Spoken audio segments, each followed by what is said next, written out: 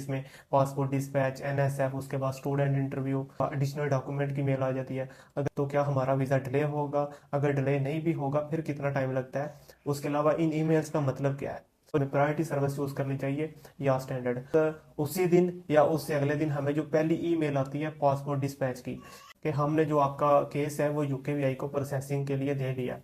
अब यहाँ पे अगर आपको 10 दिन तक कोई ईमेल नहीं आती, सिर्फ ये एक ईमेल आती है, अगर तो वो आपको एडिशनल डॉक्यूमेंट की ईमेल आ गया जी आपका कोई फलां फलां डॉक्यूमेंट है, लाइक जिसमें टीबी टेस्ट, बैंक स्टेटमेंट, कोई भी एजुकेशनल डॉक्यूमेंट वो आपसे मांग सकते हैं। अब कुछ स्टूडेंट ऐसे हैं जिनको एनएसएफ के बाद इवन 15-15 20-20 दिन गुजर गए, कोई ईमेल नहीं आ रही। तो इंटरव्यू के बाद अगर तो आपका ज्यादा टाइम लगता है। नॉर्मल रूटीन में तो ये होता है इंटरव्यू लेके रिफ्यूज लिख के या सक्सेस लिख के आपकी एम्बेसी को फॉरवर्ड कर देना है। अस्सलाम वालेकुम दोस्तों, कैसे हैं। आज की इस वीडियो में हम मल्टीपल चीज़ों पे बात करेंगे कि जब हमारी बायोमेट्रिक हो जाती है एम्बेसी में, उसके बाद हमें जो जो ईमेल्स आती हैं, लाइक जिसमें पासपोर्ट डिस्पैच, एनएसएफ, उसके बाद स्टूडेंट इंटरव्यू के अलावा एडिशनल डॉक्यूमेंट की मेल आ जाती है। अगर हमें ये ईमेल्स आ जाएं तो क्या हमारा वीज़ा डिले होगा, अगर डिले नहीं भी होगा फिर कितना टाइम लगता है, उसके अलावा इन ईमेल्स का मतलब क्या है। और इसके अलावा हम इस पॉइंट पे बात करेंगे कि हमें प्रायोरिटी सर्विस चूज करनी चाहिए या स्टैंडर्ड। और थर्ड, आप लोगों की बहुत ज़्यादा क्यूरीज आ रही थी, इवन इंस्टाग्राम पे बहुत ज़्यादा मैसेज आ रहे थे, मतलब आप विदा टाइमलाइन शेयर कर रहे थे कितना कितना टाइम लग रहा है, तो वो हर एक को अलग से जवाब देना मुश्किल हो जाता है, इसलिए मैंने सोचा मैं वीडियो बना दूं और इसी एक वीडियो में आपके सारे क्वेश्चन का जवाब दे दूं। तो शुरू करते हैं वीज़ा। वैसे जब हमें कैश लेटर यूनिवर्सिटी की तरफ से आ जाता है, उसके बाद हमने एम्बेसी की अपॉइंटमेंट बुक करनी होती है, जिसमें हम सबसे पहले अपनी हेल्थ इंश्योरेंस पे करते हैं, उसके बाद अपॉइंटमेंट लेते हैं। तो जब उसके बाद हम एम्बेसी जाते हैं, जब हमारी बायोमेट्रिक होती है, हम पासपोर्ट सबमिट करवाते हैं, और उसके बाद उसी दिन या उससे अगले दिन हमें जो पहली ईमेल आती है पासपोर्ट डिस्पैच की कि हमने जो आपका केस है वो यूकेवीआई को प्रोसेसिंग के लिए दे दिया। अब यहाँ पे अगर आपको 10 दिन तक कोई ईमेल नहीं आती, सिर्फ ये एक ईमेल आती है, तो आपको परेशान होने की कोई ज़रूरत नहीं। आपका प्रोसेस स्मूथ चल रहा है और उम्मीद है यहाँ पे 95% आपको डायरेक्ट वीज़ा ही आएगा, डायरेक्ट बीआरपी मेल ही आ जाएगी। अब ये पॉइंट क्लियर हो गया। अब दूसरे पे चलते हैं, और इस पे मैं एक चीज बताता चलूँ, आजकल वीजा डिले का इशू चल रहा है काफी ज्यादा, और उस वजह से जिनको कोई ईमेल नहीं आ रही पासपोर्ट डिस्पैच के अलावा, उनको 15-15 दिन बाद भी डायरेक्ट बीआरपी आ रही है। सो परेशान होने की कोई जरूरत नहीं। अब दूसरी जो ईमेल आती है एडिशनल डॉक्यूमेंट पे पहले बात कर लेते हैं। अगर तो वो आपको एडिशनल डॉक्यूमेंट की ईमेल आ गया जी आपका कोई फलां फलां डॉक्यूमेंट है, लाइक जिसमें टीबी टेस्ट, बैंक स्टेटमेंट, कोई भी एजुकेशनल डॉक्यूमेंट वो आपसे मांग सकते हैं, और आपको एक ईमेल देते हैं और बताते हैं कि आप विद इन 10 वर्किंग डेज इस ईमेल पे सेंड करें। तो एडिशनल डॉक्यूमेंट वो आपसे मांग ले तो इसका कोई इशू नहीं, बिल्कुल भी। और ना ही एडिशनल डॉक्यूमेंट की वजह से आपका इंटरव्यू आएगा। एडिशनल डॉक्यूमेंट में मसला क्या होता है, जब आप वहाँ पे वीएफएस ग्लोबल जाके स्कैनिंग करवाते हैं उसकी, तो वो सम टाइम वहाँ पे मिस प्रिंट हो जाता है, कुछ स्कैनिंग नहीं अच्छी तरह होती, या कुछ कंसल्टेंट के थ्रू ही करवाते हैं, तो उधर भी कोई डॉक्यूमेंट जो है वो प्रिंट नहीं सही तरह होता, तो इस वजह से वो दोबारा मांग लेते हैं। तो इसमें परेशानी की कोई बात नहीं। तो कोशिश करें, अगर तो आपको दिन टाइम आ गई है ईमेल एडिशनल डॉक्यूमेंट की, तो कोशिश करें उसी दिन आप दे दें, फिर यह है कि प्रोसेसिंग आपकी फास्ट हो जाएगी। और फिर भी अगर उसी दिन नहीं हो सकता, रात को ईमेल आई है, तो आप उससे दूसरे दिन कोशिश करें लाजमी, इससे ये है कि आपका केस डिले नहीं होगा। और अब तीसरी जो ईमेल होती है वो होती है NSF, not straight forward email. उसमें आपको ये बताते हैं कि जो आपका प्रोसेसिंग टाइम है वो स्टैंडर्ड टाइम पीरियड से ज़्यादा लग सकता है। और ये एनएसएफ आती क्यों है, इसके पीछे भी 3-4 वजह हैं। सबसे पहले अगर मैं बात करूं, अगर एम्बेसी ने आपका इंटरव्यू रखना है, इंटरव्यू आपका प्रोफाइल बेस्ड हो सकता है, और सम टाइम आजकल ज़्यादा इंटरव्यू जो एम्बेसी में रश लग जाता है एकदम से इतने स्टूडेंट्स, तो उस वजह से भी आ जाती है, लेकिन मोस्टली केसेस में ये होता है आपका इंटरव्यू आना होता है। अगर आपका इंटरव्यू आना है तो आपको एनएसएफ आ जाती है, और एनएसएफ के बाद ऑलमोस्ट 10 वर्किंग डेज आपको इंटरव्यू की ईमेल आ जाती है, आपका फलां फलां डेट को इंटरव्यू होगा। सही है। अब इंटरव्यू के बाद में डिस्कस करते हैं।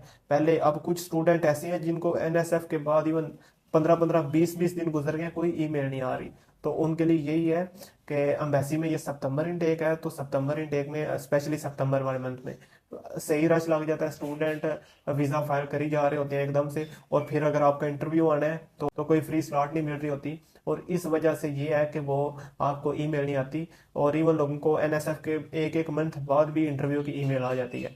सो आप ये है कि अगर आपको एनएसएफ के बाद कोई ईमेल नहीं आ रही फिर भी आप इंटरव्यू की तैयारी रखें। अब आगे चलते हैं इंटरव्यू पे। अब जिनका इंटरव्यू हो जाता है उसके बाद उन्होंने लिखा हुआ है अपने रूल्स में कि हम विद इन 15 वर्किंग डेज जो है आपको अपडेट देंगे।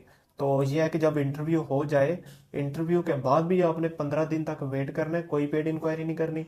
15 दिन वेट करें, 15 दिन तक आपका डिसीजन नहीं आता, उसके बाद आप पेड इंक्वायरी करें। और यहाँ पे एक दूसरी चीज़ बनती है, अगर तो आपको लेट हो रहे हैं, क्लासेस आपकी स्टार्ट हो गई हैं, फिर आप कोशिश करें इंटरव्यू के 7 दिन टाइम ले लें, उसके बाद पेड इंक्वायरी करें।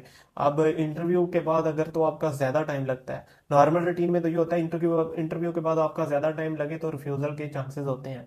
लेकिन अभी जो डिले चल रहा है सितंबर में, इसमें आप ये चीज़ बिल्कुल अपने जहन से निकाल दें कि अगर इंटरव्यू के बाद आपका ज़्यादा टाइम लग रहा है तो आपका वीज़ा रिफ्यूज़ ही होगा। अभी रश की वजह से मोस्टली ऐसे ही है कि इंटरव्यू के बाद लोगों को 15-15, 20-20 दिन, इवन 25-25 दिन बाद भी बीआरपी ईमेल आ जाती है। सो परेशान होने की कोई ज़रूरत नहीं। और एक दो पॉइंट हो रह गया था पेड इंक्वायरी को लेके। अब पेड इंक्वायरी जब हम करते हैं तो एक तो कह देते हैं डिसीजन वेटिंग पे, डिसीजन वेटिंग पे फिर तो आप इंटरव्यू के बाद 15 दिन वेट ही करने के कर सकते हैं।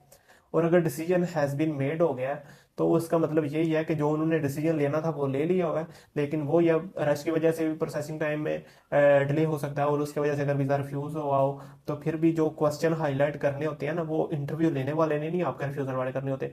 उसने इंटरव्यू लेके रिफ्यूज लिख के या सक्सेस लिख के आपकी एम्बेसी को फॉरवर्ड कर देना है। अब फिर एम्बेसी वालों ने बीच में से पॉइंट निकालने, इंटरव्यू सारा रिकॉर्डेड होता है, उसने सुनना चाहिए ये पॉइंट है, इन इन क्वेश्चन की बेस पे जो है कि जो इंटरव्यू लेने वाला वो सेटिस्फाई नहीं हुआ, तो वो फिर हाईलाइट करते हैं। इस वजह से भी ज़्यादा टाइम लग सकता है, लेकिन आजकल तो वीज़ा डिले की वजह से लग रहा है। अब और बाकी यहाँ पे मैं एक शॉर्ट सी बात बताऊँ, ये जो पेड इंक्वायरी है ये भी टोपी ड्रामा ही है। मैं आपको बताता हूँ अपनी बात जनवरी इनटेक की।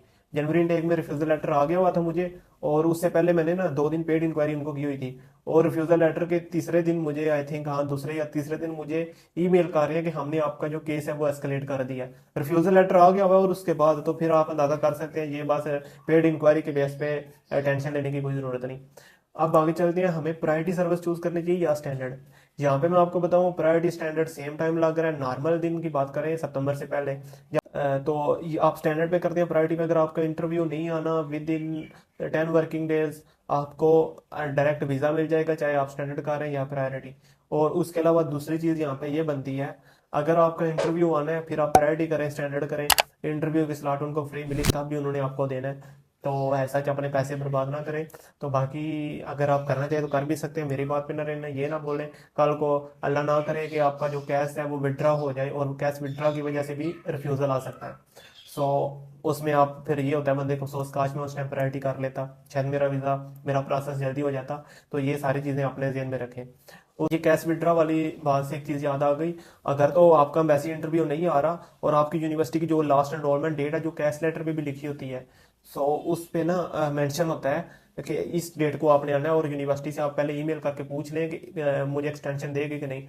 एग्जांपल लेते हैं, मतलब 25 को आपकी लास्ट एनरोलमेंट डेट है, 25 सितंबर को, और आपको 24 सितंबर तक कोई ईमेल नहीं आई एम्बेसी की तरफ से। आप ये है कि 24 को या 25 की रात को ही ईमेल कर दें एम्बेसी को कि मैं जो वीज़ा प्रोसेसिंग है वो नहीं करवाना चाहता। आप ये अपने कंसल्टेंट से भी इवन मशवरा कर लें। उसमें ये है कि आप अपना केस वापस ले लेंगे, और अगर यूनिवर्सिटी आपका केस विड्रा कर ले तो आपका वीज़ा रिफ्यूज़ नहीं होगा, आपके पासपोर्ट पे रिफ्यूज़ल नहीं आएगा।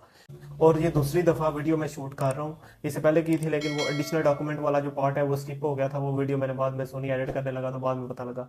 तो आपकी सपोर्ट चाहिए, ये मैं अपने लिए भी कर रहा हूँ और आपको भी फ़ायदा हो ही रहा है जो मैं रिफ्यूज़ल लेटर शेयर करता हूँ, कि आप उन गलतियों से बचें। सो चैनल को लाइक करना, सब्सक्राइब करना, और अगर आपकी कोई फर्दर क्यूरी हो तो आप मुझे इंस्टाग्राम पे मैसेज कर सकते हैं। और आज के लिए इतना ही, मिलते हैं नेक्स्ट वीडियो में, तब तक के लिए अल्लाह हाफिज़।